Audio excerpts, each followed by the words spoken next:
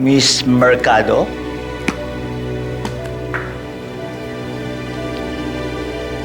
Nicole?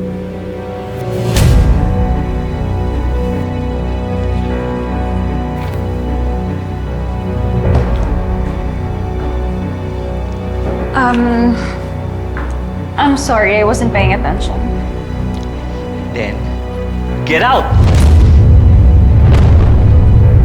Excuse me?